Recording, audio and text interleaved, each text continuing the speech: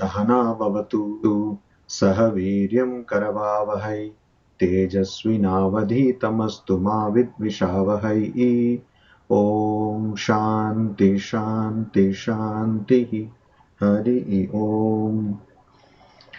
So we were discussing the Adhyasa Bhashya, which is Shankaracharya, his commentary on the Brahma Sutras.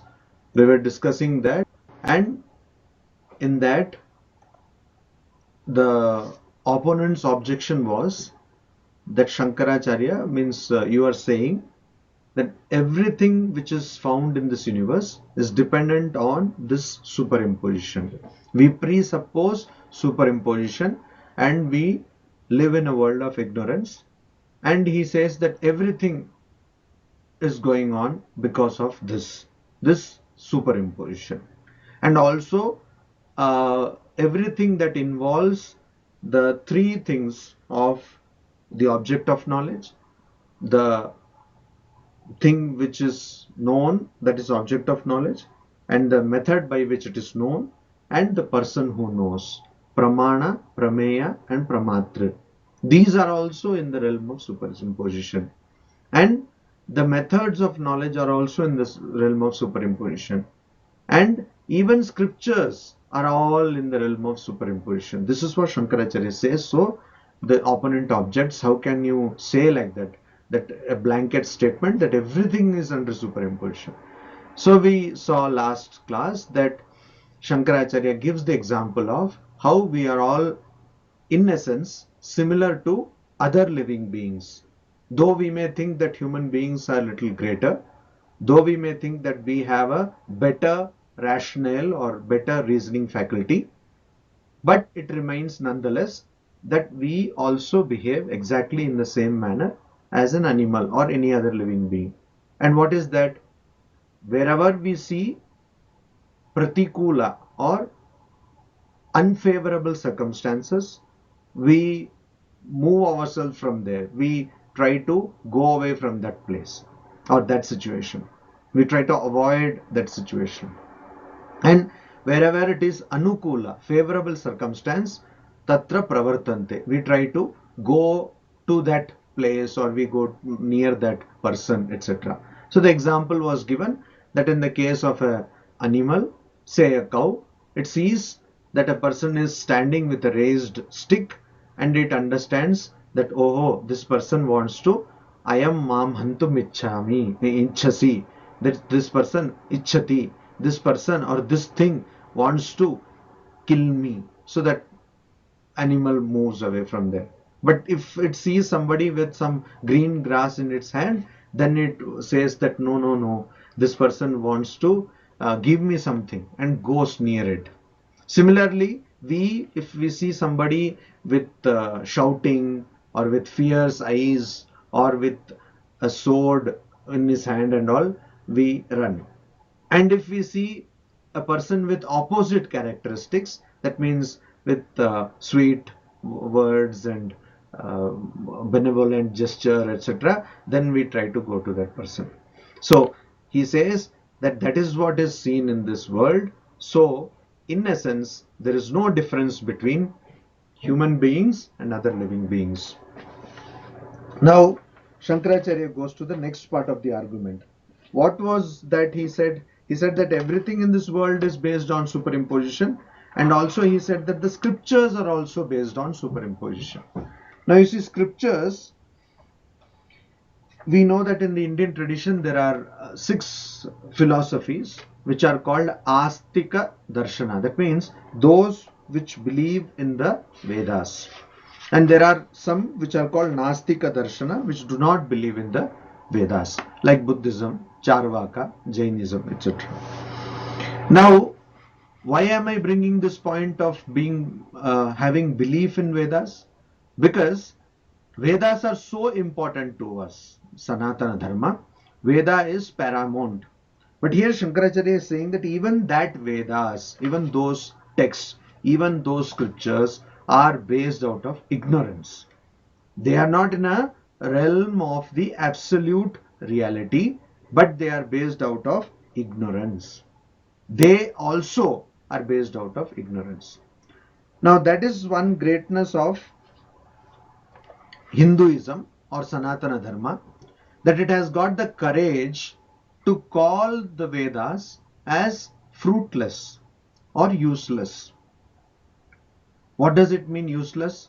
That means Vedas cannot by themselves grant you freedom or liberation, moksha, from the transmigratory cycle of repeated birth and death. Transmigratory circle, a cycle called sansara of Janma and Marana. This, by reading Vedas or by parroting Vedas, you cannot attain that. That, who says this? Vedas themselves say that. Where do we find this? We find that in the Upanishads. So, not by words. You don't get this realization of Brahman. That means the ultimate truth, and also the realization of identity of Brahman and Atman. You don't get it by words. By words. You don't get it by words. And also there are statements which say that their words cannot reach. Na tatra vak gacchati, etc. etc. Their speech cannot reach, etc. So Vedas are so bold to say that you cannot attain them by the text, but through what? So what are Vedas? They are pointers. So we can see an example from the teachings of Sri Ramakrishna. He says a person sends a letter to a person, and that person reads that such and such things, so many things have to be bought and sent to the person who has sent the letter. So that letter has got a function or utility only in as much as it tells us what things have to be bought. More than that, it has no utility. Similarly, Vedas have utility only in as much as they tell us what to do, how to proceed. They are like guideposts, that's all. But by themselves, will we get the knowledge? No, we will not. Will we ever get the knowledge? You will not get the knowledge. Why we will not get the knowledge ever? Because knowledge is not to be gotten. Knowledge is already there in you. What you will get is only get rid of ignorance. You will get the destruction of ignorance. So knowledge is not something which you will acquire. You will acquire actually the destruction of ignorance. So here Shankaracharya now gives a proof or logic why Shastras are also based out of ignorance or superimposition. He says, Shastriye tu vyavahare yadyapi buddhi purvakari न अविदित्वा आत्मनः परलोक संबंधम अधिक्रियते तथापि न वेदांत वेद्यम अशनायादि अतीतम अपेत ब्रह्म शत्रादि भेदम असंसारी आत्मतत्वम अधिकारी अपेक्ष्यते अनुपयोगात् अधिकारी विरोधाच्च प्राच्च तथा भूतात्म विज्ञानात् प्रवर्तमानं शास्त्रम अविद्यावत् विषयत्वम न अतिवर्तते तथा ही ब्राह्मणो यजेत इत्यादीनि शास्त्राणि आत्मनि वर्णाश्रम वयो अवस्थादि विशेष अध्यासम आश्रित्य प्रवर्तन्ते. What does it mean? He says, Shastriye tu vyavahare. In the case of the vyavahara or following of what? Scriptures. So in the case of the following of scriptural injunction, whatever has been told in the scripture, what do we find in scripture? It says either you do, vidhi, or nisheda, don't do, prohibition. These are the two things we find in the scriptures. There are do's and don'ts list. Do and don't list. If you go to any place, there are do's and don'ts. So here also in scriptures, we find vidhi, do's, and nisheda, don'ts. So when we try to follow these scriptures, vyavahara here means, in the case of following the scriptures, yadyapi buddhi purvakari, yadyapi, even though a person has buddhi purvakari, even though a person has what Shankaracharya in the previous passage talked about, that a person of cultivated mind. Shankaracharya said a person of cultivated mind will go near what is favorable and go away from what is unfavorable. Vyutpanna chittaha, that is the word he had used.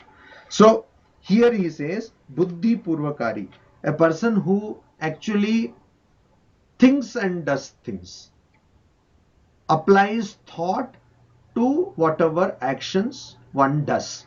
That kind of person also na aviditva atmanah paraloka sambandham adhikriyate. So the person who otherwise thinks about doing something, etc., applies some thought to whatever one does, that person also, while following the scriptures, that person, what does that person do? Why do people do most of the things which are told in the scriptures? Because they want to ensure a better life, next life, afterlife.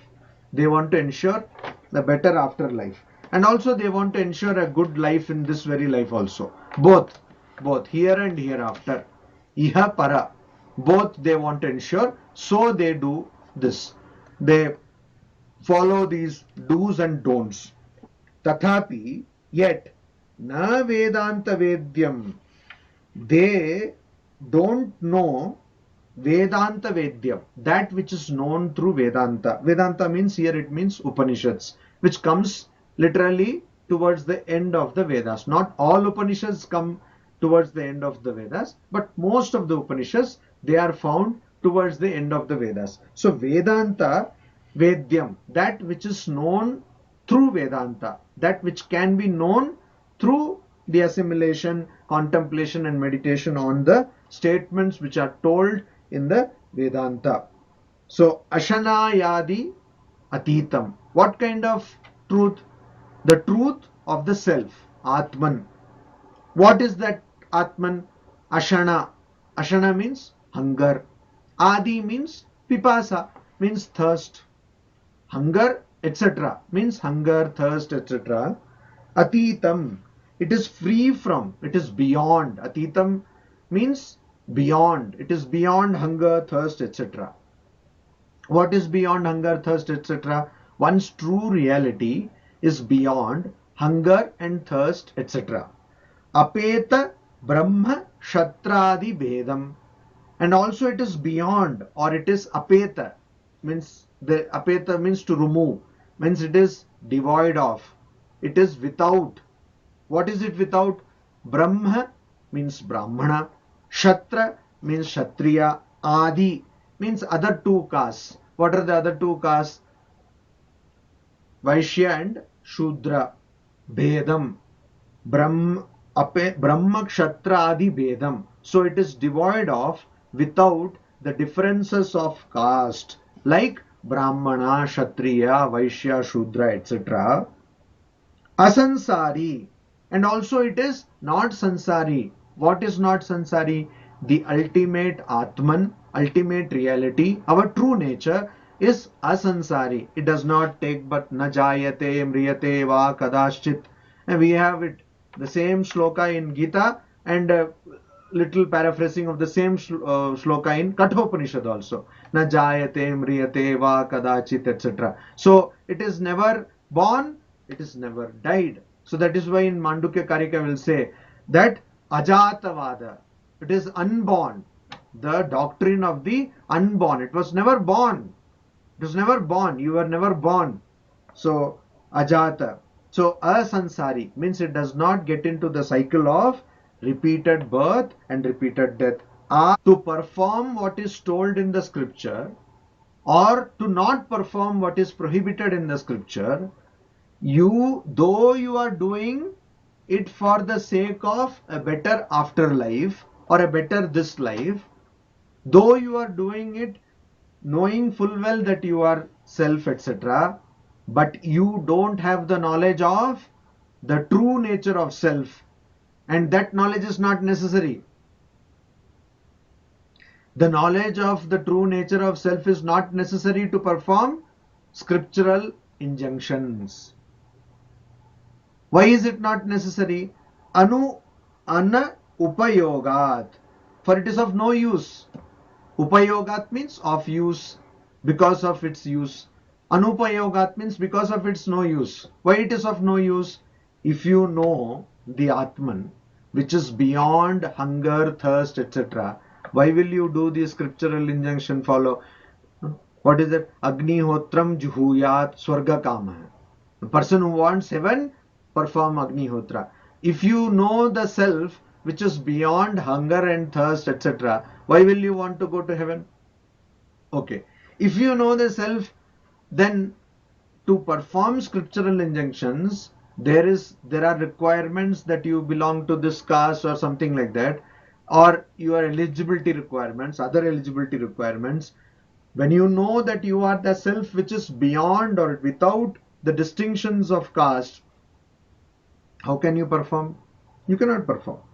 And when you know that you are without birth and death, why will you perform something given by the scriptures which is only going to ensure that you are going to have a better afterlife? Because you know that there is no after, no hereafter, nothing. You are always that Atman which is never born. So in Sri Ramakrishna's life, we see that Sri Ramakrishna is trying to do some kind of rituals and water is not containing in his palm. So he says, you see, this is one state I have attained, which is called Galita Hasta. So in your hand, water will not hold. So you cannot hold water. For doing this purificatory rites, you need to hold water. Okay, Achamana, etc. So that cannot be held. Water cannot be held in your palm. So that is a state you attain to when you know your true nature. So if you know your true nature, then there is no way you can perform these scriptural injunctions. And to perform scriptural injunctions, you don't need to know the true nature. Why? Adhikara virodhacha. Also because it is opposed to eligibility. What is eligibility? That you should have been born in a particular caste, or your body should be pure, all these things, or your body should be without deformity. When you know that you are not the body, mind, nothing, why will you do scriptural injunctions? So the knowledge of Atman, or in other words, getting rid of ignorance, or in other words, getting rid of superimposition is not necessary to perform scriptural injunctions.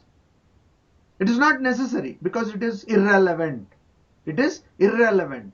Scriptural injunctions you can perform, but to perform them, the knowledge of Atman itself is irrelevant.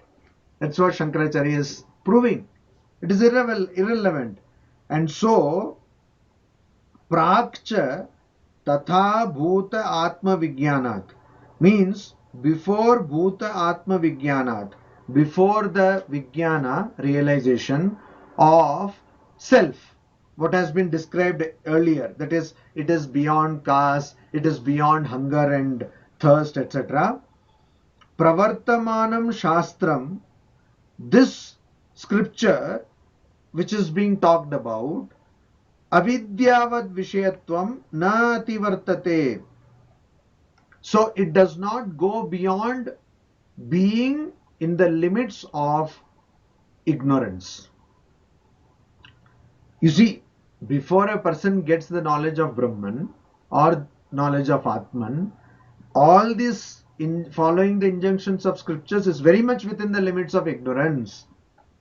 Na ativartante. It does not surpass ignorance. That means it is very much in the limits of ignorance.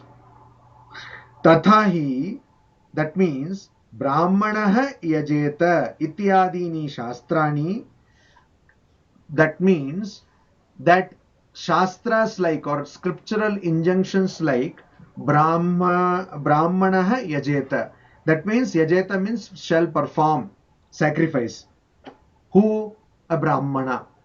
A Brahmana will perform a sacrifice. All these injunctions, you see, that is very much within the limits of ignorance. Because where from Brahmana will come? Where from the very idea of Brahmana will come, if not within ignorance? Ityadini shastrani. So all the scriptural injunction like that, Atmani, what they do, they impose on Atman, on the self, Varna, Ashrama, Vaya, Avastadi, Vishesha, Adhyasam. They adhyasa, superimpose on the self. Atmani means on the self, on the Atman. What? Varna. Varna means caste. Ashrama. Brahmacharya ashrama, grihastha ashrama, vanaprastha, sannyasa, etc. Stages of life. Then Vaya Avastha. Also age. All these kinds of Vishesha Adhyasam. All these kinds of differences are imposed, superimposed on self. Ashritya pravartante. So all these scriptural injunctions, they are depending on ashritya. On what? On the superimpositions of varna, ashrama. That means varna means caste, ashrama means station in life like grihastha ashrama, sannyas ashrama, etc., brahmacharya ashrama, etc., and also vaya avastha means your age, etc. So all these differences are depended upon by the scriptural injunctions, and they superimpose, these differences are superimposed on the Atman. Without these differences, scriptural injunctions cannot be performed. So that is why it is proven that scriptural injunctions are all scriptures are part of ignorance, are presupposing puraskritya adhyasa. Adhyasam puraskritya. They are presupposing superimposition. Without presupposing superimposition, these things cannot happen. This is what Shankaracharya has proven now. So first he said that we are all equivalent to animals. Now he is saying that all your Shastra Jnana is all actually a bunch load of ignorance. So all your life you studied so many Shastras, Vivek Chudamani, Upanishads, etc. It only increase your ignorance. Injunctions do talk about morality, but scriptural injunctions are not just about morality. There is a difference. Yes. So scriptural injunctions, Satyam Vada Dharmam Chara, Taittiriya Upanishad, it says they do talk about moral practices. Of course, that's a prerequisite. It's a prerequisite. It's a thing which is taken for granted that you are all moral, ethical, etc. But that is not the only thing.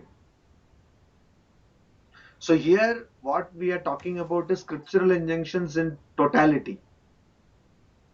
Okay. Earlier, only scriptures in the entire world which has the courage to tell this is the Vedas. Because all other scriptures, you say, they will say that scripture itself is God. In the beginning there was word, the word was God, and God was word, and all that. So all other major religious traditions or even minor religious traditions, scripture itself is important. But only Vedas, they are so courageous to tell this.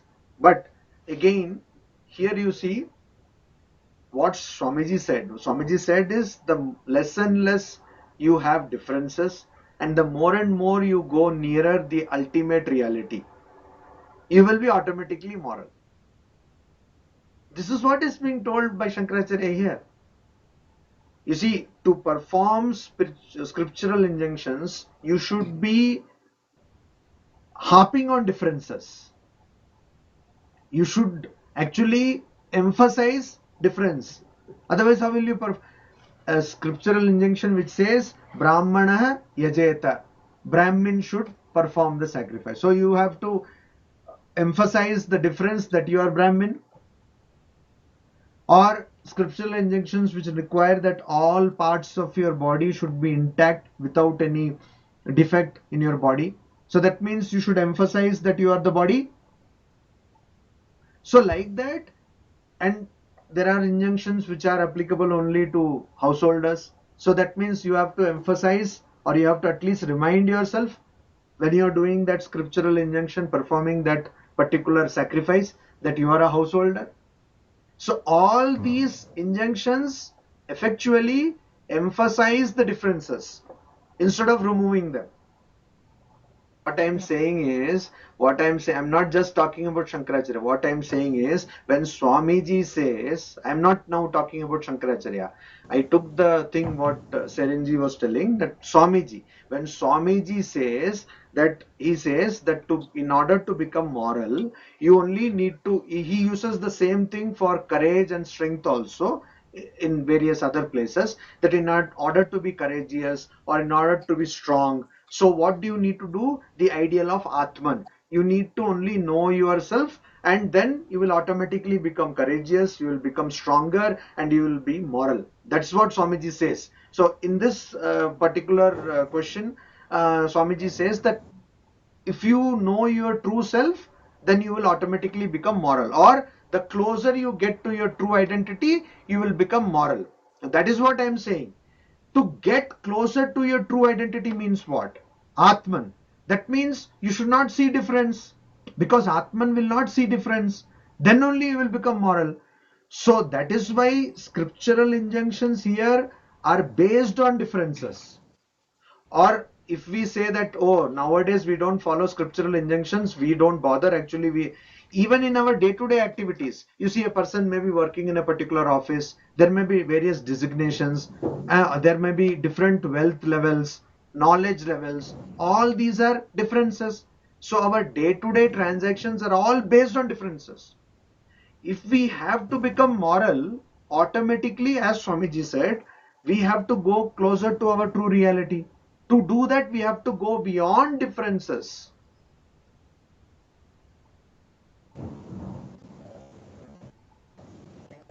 So that is what Shankaracharya is also talking about.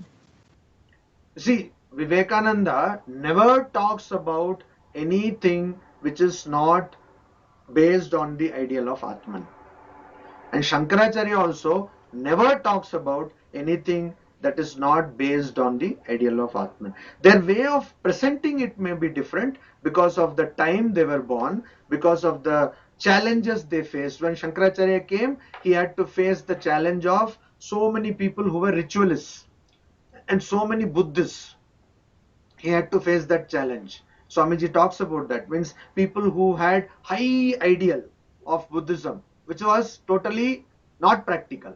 Too high ideal, too high an ideal is not practical. So Shankaracharya, and so much of corruption had entered, Shankaracharya had to counter them. And so he talks of all these things. Before that, Mimamsakas, they came and they introduced the Vedic sacrifice ideal, so to counter the Buddhist influx of corruption, etc. When Swamiji came, that is not what Sri Ramakrishna or Swamiji countered. Sri Ramakrishna and Swamiji, they countered an influx of Western thought, an influx of total atheistic tendency, an influx of total going away of belief in our own tradition, means in Indian tradition or Sanatana Dharma. That is what they countered. And so their method was different. But as Nivedita, if you read Nivedita, you will find that she says over and again that master, she calls Swamiji as master. The master never said anything other than Atman, other than God, other than renunciation. Swamiji was never talking about, though apparently when we read his books or on the face level or the surface level, it might seem, oh, Swamiji has talked about Karma Yoga, etc. But if you read properly and in depth, you understand that Swamiji is talking only about God, only about spirituality. Just like its master, he never talked about, Sri Ramakrishna never you will find he is talking about anything other than God. He is never talking about any. So that third stage which you are talking about is exactly what all these people are talking about. That is exactly what we have to attain. But here the problem is not that. The problem is, first we have to understand that the stage we are in, or most of us are, is a stage of ignorance. You see, our problem is not that we don't know that there is a stage of knowledge of Brahman. The problem is most of us are sure that we are in a better stage. That has to be removed. The ignorance about ignorance has to go away. See, we are not aware of ignorance. That's the problem. So that is why Shankaracharya tells this, and that is why Swamiji, what did Swamiji say? Swamiji says that you, see, same thing. He says you should be courageous, You should be strong. Why? Because of the ideal of Atman. Swamiji immediately takes everything. You read lectures from Colombo to Almora, on the face of it, it appears as though Swamiji is giving a clarion call to the nation, get up, etc. Call to the nation, we also, that book, etc. And to increase self-confidence. But if you read properly, you'll understand Swamiji is taking everything to the ideal of Atman. If you know that I am not the body, I am not the mind, if you know that I am the Atman, then automatically you don't, whom will you fear? You will have ultimate strength. So that is the thing. So here you see the third stage, or in Mandukya Upanishad, where we talk about Jagrat, Swapna, Shushupti, we talk about the state of Turiya, the fourth state. The fourth state is what we should attain. Everyone is talking about that state. But the point is, do we know, or are we aware that the state we are in now is a state of ignorance? That's the point.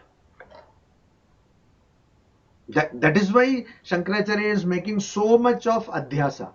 First, we should understand that we are now in a state which, and I think in a different manner, Swamiji also critiques. You see, Swamiji goes abroad, he criticizes the American culture. He tells them their better things and he critiques them. When he is in India, he criticizes critiques the Indian culture.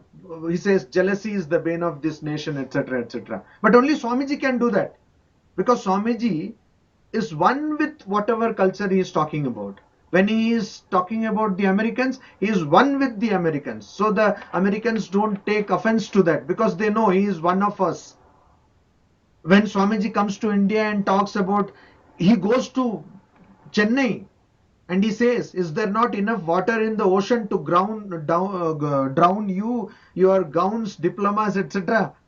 So they don't take offense to that, because they know that Swamiji is our one. You see, so getting identified with the ultimate truth, Swamiji sees in different lights, different places. Why does he criticize? Because unless he criticizes, unless he tells us, we will not be aware of the state we are in. That's the point. Unless, so Shankaracharya tells adhyasa. This is superimposition is there. Unless he tells that, are we aware? We are not, see, we do the same mistake again and again and again, and we never realize that we are doing mistake. Like Sri Ramakrishna's famous example, camel going and eating cactus. We do that over and again. We read this. The funniest part is, we read this example, we quote this example, memorize this example, but yet we do that same. Are we free from this ignorance that we are in ignorance? We are not in ignorance. Are we free? All of us are cocksure about our understanding, but that is the problem. So you see, in Zen Buddhism also, first thing they do, it's a rigorous practice. Nowadays there are various strains of Zen Buddhism. Most of them, they make it so simple, as though you just eat, just sleep, that is Zen Buddhism and all that. You see, that is not Zen Buddhism. It is no Buddhism at all. Buddhism means first you should know that there is dukkha, and then there is way out of dukkha. That is Buddhism. So you just trying to, package. Like Hinduism also, Vedanta also, many people package. Packaging will not do. Anyway, so in Zen Buddhism, first one is taught how to not think. How to go beyond logic. And how to understand that I am not sure. I should not be sure or definite about anything. So that one has to be for years of training, and then it becomes, you try to understand that. Are we, in our Sanatana Dharma also, it is, for example, for a devotee, Ram ki ichha. Everything is mother's will. What does it mean? That means nothing is your will. Why is it told? What does it mean? Nothing is, even this telling that everything is mother's will, you have to practice, right? So what does it mean that it is not your will? It is definitely your will. The idea is that by saying that it is not your will, you will understand that this definiteness about this universe, this whole causality thing, cause, effect. Cause, effect. Cause creates effect. Effect becomes cause of the next effect. Like that. It's a cycle. So you have to get rid of or go beyond this causality cycle. How will you understand? How will any one of us understand? So for that, they say that all this is the wish of Sri Krishna, or all this is wish of mother, etc. And by that, you try to get out of the causality cycle, vicious cycle of causality, or you try to get out of the the thing of that I am doing, volition, will, etc. So here the third stage what you are talking about is the stage of realization. It is the stage of knowing one's true nature. And that state can be attained only when we know that now we don't know the true nature. Otherwise, you see, we all know, knowledge is not going to come from somewhere else. Knowledge is already there with us. But we are not aware of that. Why? Because of ignorance. So that ignorance has to be removed. So how will we remove ignorance? See, this is something, it is a total paradigm shift. It is nothing like what we have come across till now. Nothing like what we have. Everything has a cause and effect, cause and effect. Everything is in the space-time continuum. That is how we think. But we have to go beyond thought. How is it possible? So there is nothing to compare it with. It's incomparable. So that is why it takes so much of drilling. It takes so much of drilling.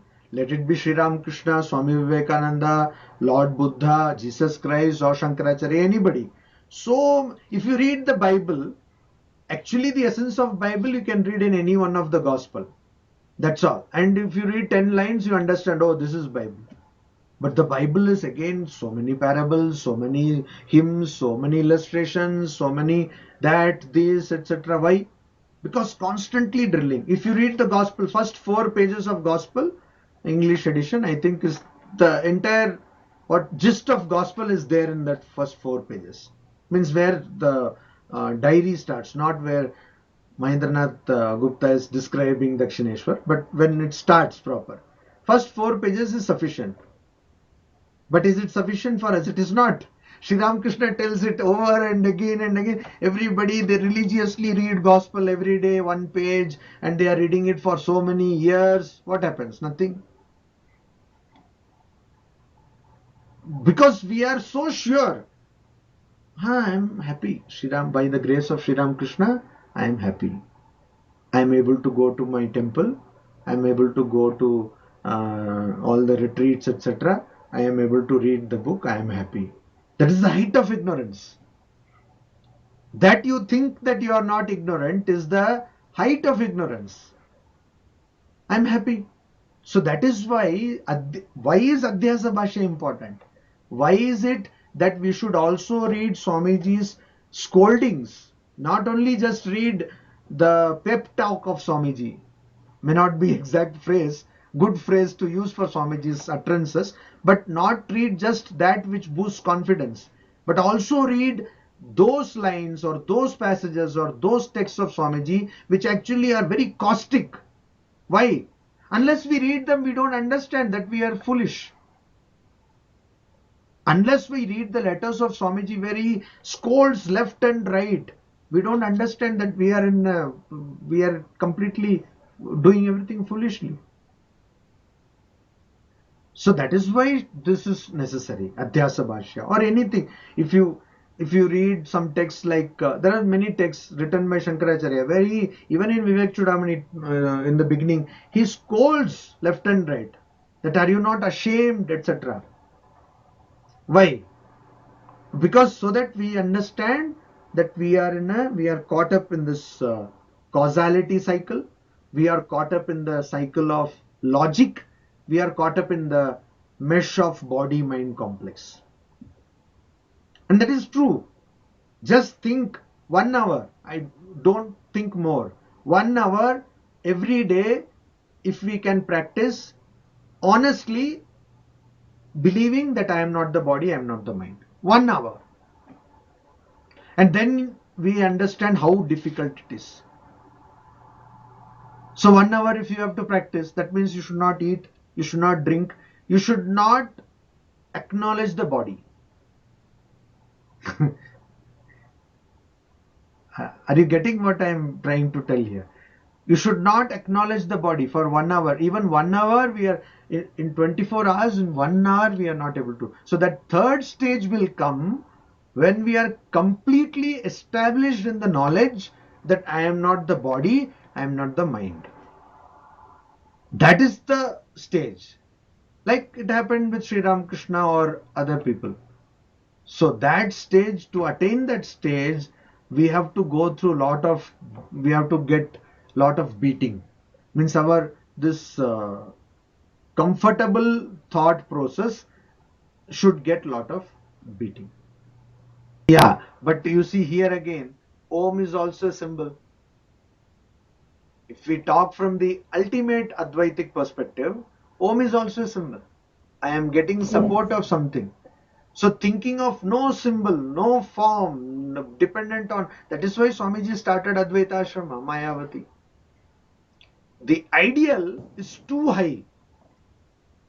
And that's why I'm saying, I'm not talking about meditation. I'm talking about being awake with eyes open and yet not acknowledging your body. 1 hour every day if we practice. Not acknowledging our body. So it is actually, so you understand, it is so difficult. And so that is why we find these texts also, they use logic, they use scolding. If you read Swamiji's Jnana Yoga, when you read Swamiji's Jnana Yoga, you see so much of logic he uses in Jnana Yoga lectures. And he also uses scolding. Raja Yoga lectures also, he suddenly from one plane he will start scolding. So it is all good to read Brahma Sutras with Shankaracharya's commentary or without commentary, whatever. But practice. Why are we reading this? What is it? How is it going to change? You see, now if you see, Shankaracharya says that you are equivalent to animals. Shankaracharya says that scriptures are all a bundle of ignorance. That means if you don't practice the ideal of Atman, you are not different from animals. If you don't practice the ideal of Atman, all the books, whatever philosophy, even Swamiji, even Ramakrishna, even everything, is nothing but a bundle of ignorance. In Sanskrit, there is a shloka, Kharash Chandana Bharavahi. Bharasya Veta Natu Chandanasya. Khara, a donkey, when it is carrying sandalwood, what does it know? It only knows that this is very heavy. Sandalwood is very heavy. It is bharasya veta, natu chandanasya. It is not knowing the benefit of sandalwood. It is not knowing the quality of sandalwood. It only knows that it is so heavy. So that we will become like that. If a person who studies something and does not understand the sara, then we will become just like that. We will be carriers like donkeys. I have read so much. What is the use? See, there are professors who read so much. They read Vedanta, everything. They write theses and they guide research and all that. What is the use? Have you understood that this world is false? As we see it is false. Swami Turiyanandaji, when he was going to Sri Ramakrishna, and for some time he did not come. What are you doing? I am studying Vedanta. What is told there in your Vedanta? Brahma Satya Jagat Mithya. This apparent universe is false and the ultimate reality is true. That is what is told. So realize that. Otherwise, you see, Brahma Sutra, reading all these things is not going to. That is the beauty of studies of Vedanta, particularly Advaita Vedanta, at every point of the study, the teacher or the scripture or the text itself will remind you again and again that you are doing something which is useless.